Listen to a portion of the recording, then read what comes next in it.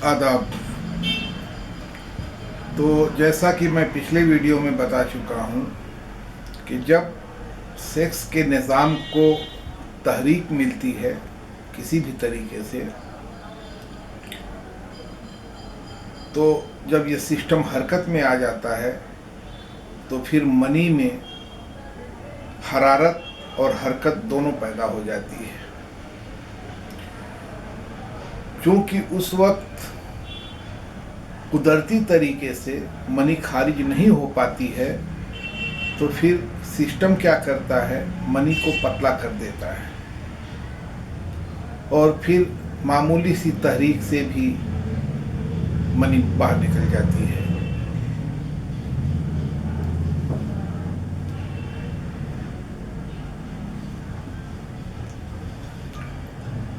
इसमें जो चीज़ होती है सिस्टम को तहरीक दे करके मनी को पतला करने में, एक तो उसमें होती है जलक की आदत, यानी हाथ लगाने की आदत।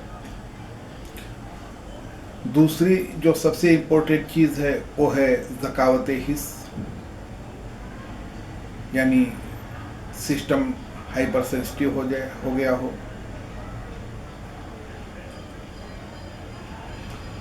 और कसरत जिमा से भी मनी पतली हो जाती है।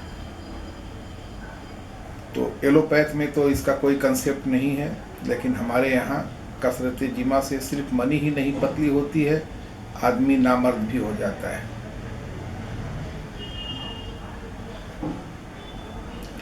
एक वजह है कि अगर किसी वजह से इंसान सेक्स से दूरी बना ले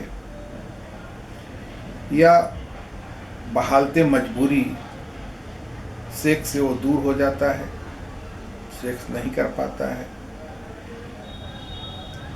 तो इस हालत में भी सिस्टम के अंदर इस तरखा पैदा हो जाता है, नफ्स के अंदर सुस्ती और ढीलापन पैदा हो जाता है।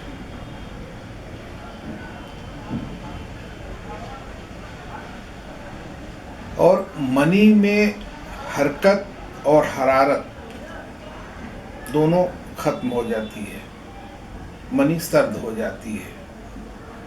जब इसका इस्तेमाल नहीं होता है तो सिस्टम के डाउन होने से फिर मनी भी ठंडी पड़ जाती है, उसकी हरकत और हरारत दोनों खत्म हो जाती है और फिर इससे पैदा हो जाता है ज़ोफ़े बाह, यानी मर्दाना कमज़ोरी और मनी में पतलापन। एक और बात मैं आपको बता दूं कि कोई भी ऐसी दवा नहीं है जो हर तरह की मर्दाना कमजोरी को दूर कर दे। ऐसा मुमकिन ही नहीं है कि कोई मुरक्कब या कोई मुफर्रत दवा हर तरह की खिल्क पैदा कर दे, हर तरह की कीवा पैदा कर दे और इंसान के हर तरह की अरवाह यानी हर तरह की रूह को दुरुस्त कर दे, इंसानी जिस्म को ताकतवर बना दे, हर तरह की ताकत पैदा कर दे इंसानी जिस्म में।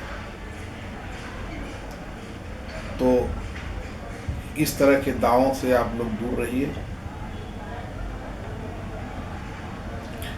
इसमें होता ये है कि ज़्यादातर मर्दाना कमज़ोरी का जो मरीज़ होता है उसकी वो आसाबी तहरीक का मरीज़ होता है, यानी तरी सर्दी की उसके जिस्म में ज़्यादती होती है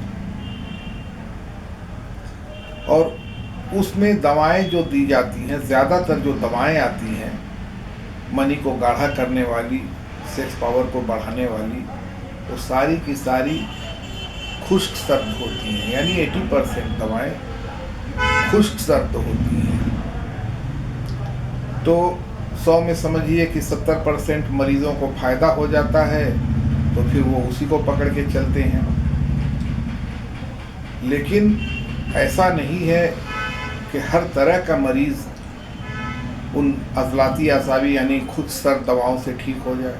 हर तरह का मर्ज़ तो दूर नहीं होगा।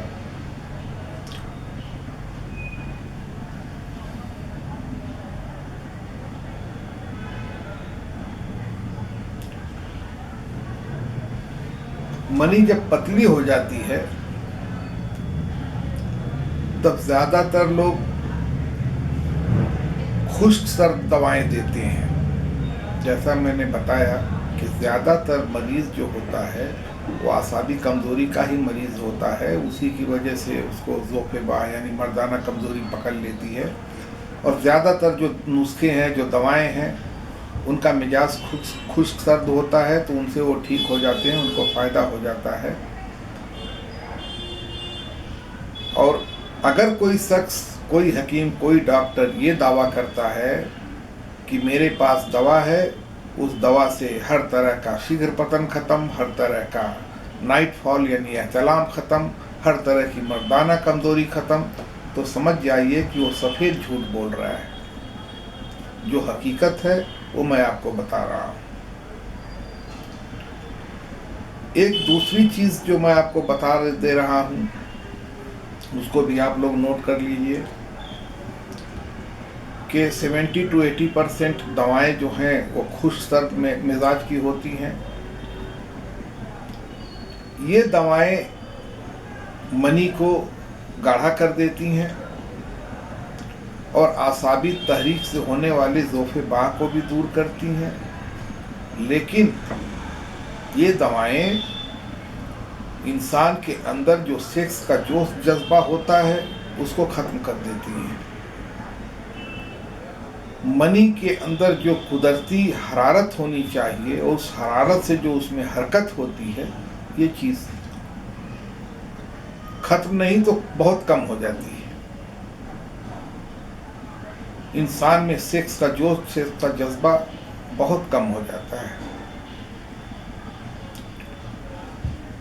और नफ्स के अंदर इरेक्शन का मसला भी टेढ़ा हो जाता है, यानी बहुत देर से फिर इरेक्शन होता है।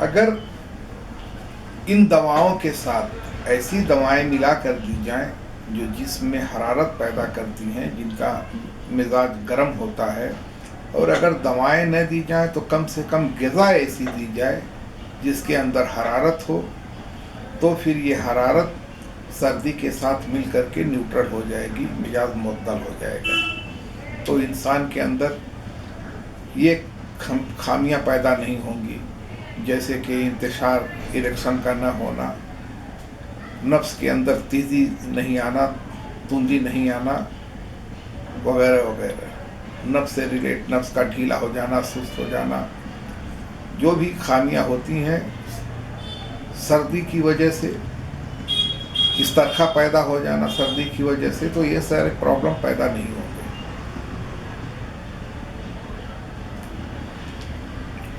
इंसान का जो सेक्स का ताकत और क़ुव्वत है वो कायम रहेगी, लेकिन उसके लिए भी जानकारी होनी चाहिए कि कौन सी ग़िज़ा है जिसके अंदर हरारत की ज़्यादती है, और इसका कॉम्बिनेशन कैसे बनाया जाए कि हरारत अपने इत्दाल से बाहर न जाए और न ही ये हरारत जो खुश्क सर्द दवा है उसके मिजाज को बिगाड़ दे, यानी उस पर असरअंदाज हो जाए और दवा फ़ायदा ही न करे।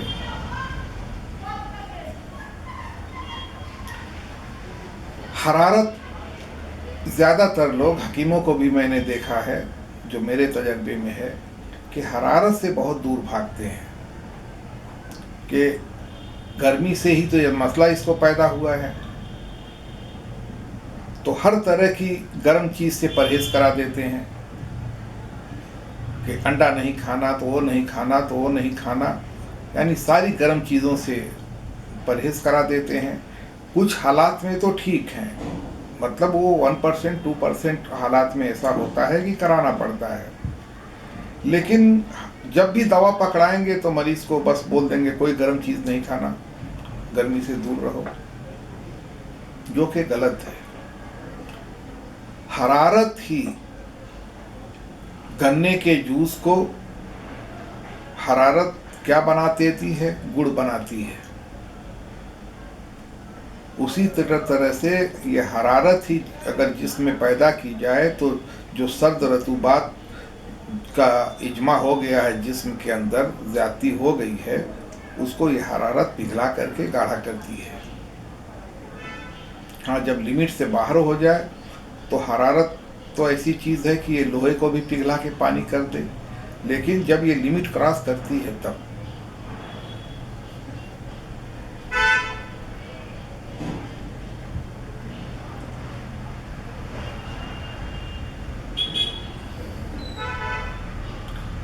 जब किसी भी वजह से इंसान के करतूतों से या किसी और वजह से जब इंसान के जिस्म में मनी पतली हो जाती है, उसकी पैदावार कम हो जाती है या ख़त्म हो जाती है, तो जिस्म के अंदर जो अलामात ज़ाहिर होते हैं वो मैं आपको बता देता हूँ। बात करने में मुंह ज़ुबान सूख जाएगा, इंसान फिर आंख मिलाकर बात नहीं कर पाता है, इंसान के अंदर हिचकिचाहट पैदा हो जाती है, किसी से बात करने में, मिलने में, कोई काम करने में उसको हिचकिचाहट महसूस होगी, इंसान के अंदर उसके व्यवहार में, बिहेवियर में शर्मीलापन आ जाता है, कुव्वत-ए इरादी यानी विल पावर बिल्कुल नील हो जाती है, इंसान के अंदर डर पैदा हो जाता है, उसके ज़हन को खौफ पकड़ लेता है, वो हर चीज़ से डरता है। थोड़ा भी दिमागी काम कुछ करेगा तो दिमाग थक जाता है। एक और बात है कि सांस किसी को सांस फूलने की, सांस तंगी से आने की, मुश्किल से आने की भी शिकायत हो जाती है। और आसाबी कमज़ोरी में की जितनी अलामात हैं वो सब इस कमज़ोरी में ज़ाहिर होती हैं। तो आसाबी कमज़ोरी की अलामात मैं आगे चल कर के आपको बताऊंगा, जो कि बहुत इम्पोर्टेंट है, क्योंकि 70 to 80% मरीज़ जो हैं मर्दाना कमज़ोरी के इस आसाबी कमज़ोरी की वजह से ही पैदा हुए लोग आते हैं। आसाबी कमज़ोरी यानी दिमाग और आसाब कमज़ोर हो गए तो ज़ोफ़े बा होना ही होना है। तो ज़्यादातर मरीज़ इसी प्रॉब्लम के होते हैं। आसाबी कमज़ोरी क्या है, उसके अलामात क्या हैं, आगे चलकर मैं आपको बताऊंगा।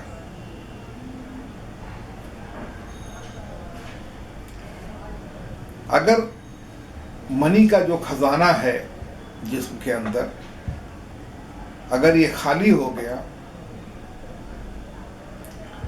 तो दिमाग में और ज़हन में तो सेक्स भरा हुआ होगा, सेक्स हलचल मचाता होगा,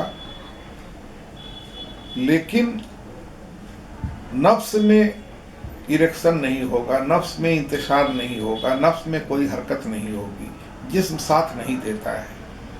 इस ज़हनो दिल का जिस्म साथ नहीं देता है। दिल बहुत कर रहा है, दिमाग में से भरा हुआ है, और जिस्म में हरकत नहीं होती, जिस्म साथ नहीं देता है, तो समझ जाइए कि मनी का खजाना खाली हो चुका है, उसको भरने की कोशिश करिए।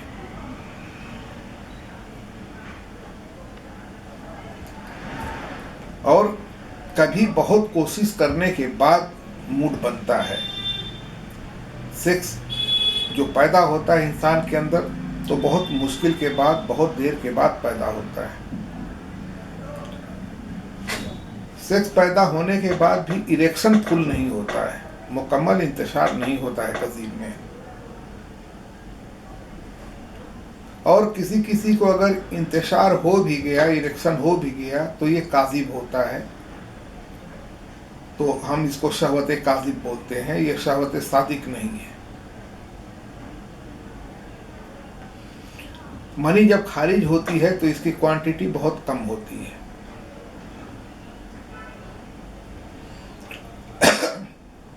अगर जिस्म में मनी की किल्लत हो गई है, कमी हो गई है, तो फिर नफ्स की रगों में खून का जो दौरान है, खून की जो रवानी है, ये कम हो जाती है। या फिर ये खून का दौरा जो है वो बहुत सुस्त हो जाता है, जिससे भी ज़ोफ़ेबा हो जाती है। क्योंकि ऐसी हालत में फुल इरेक्शन होता ही नहीं, तो जब फुल इरेक्शन नहीं हुआ तो फिर सेक्स कहाँ की बात कहाँ आती है। और अगर मान लीजिए किसी को इरेक्शन हो भी गया तो उसको सेक्स में कोई लुत्फ नहीं आएगा, कोई मज़ा नहीं आएगा, उसके अंदर जोश जज्बा बिल्कुल नहीं होगा। मनी खारिज होने के वक्त भी उसको कोई लुत्फ नहीं हासिल होगा। और फिर इस मसले में आहिस्ता आहिस्ता सेक्स की ख्वाहिश भी ख़त्म हो जाती है। अगर मनी का प्रोडक्शन कम हो गया है, बहुत लो चला गया है, तो आहिस्ता आहिस्ता सेक्स की ख्वाहिश भी इंसान के अंदर से ख़त्म हो जाती है। एक और चीज़ देखी गई है कि अगर बच्चा पैदा नहीं हो रहा है, औरत को हमल नहीं हो रहा है, तो फिर सारा कसूर जो है वो औरतों पे डाल दिया जाता है। कभी ऐसा होता है कि ज़मीन अगर बंजर है, ऊसर है, तो उसमें आप बीज डालो तो पौधा नहीं उगता है, लेकिन वो 2-4% केसेस में ऐसा होता है। ज़्यादातर केसेस में खराबी मर्द के अंदर होती है, औरत के अंदर नहीं।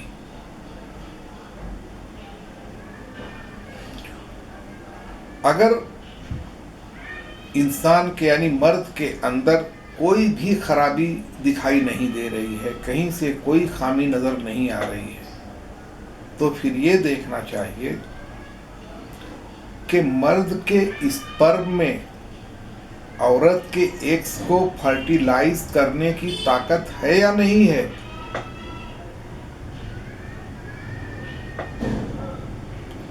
तो हमल न ठहरने की एक बड़ी नहीं बहुत बड़ी वजह ये भी होती है कि मर्द के स्पर्म में औरत के एग्स को फर्टिलाइज करने की ताकत नहीं होती है।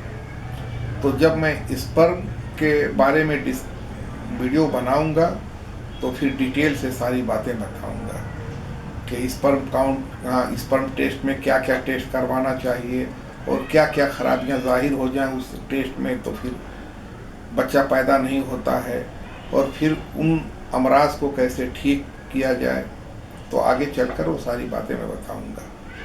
फिलहाल मनी से रिलेटेड ये चैप्टर ख़त्म होता है और आगे मैं डिस्कस करूंगा ज़कावत हिस्स को। ज़कावत हिस्स बता चुका हूँ, लेकिन थोड़ा बहुत और उसको बताऊंगा।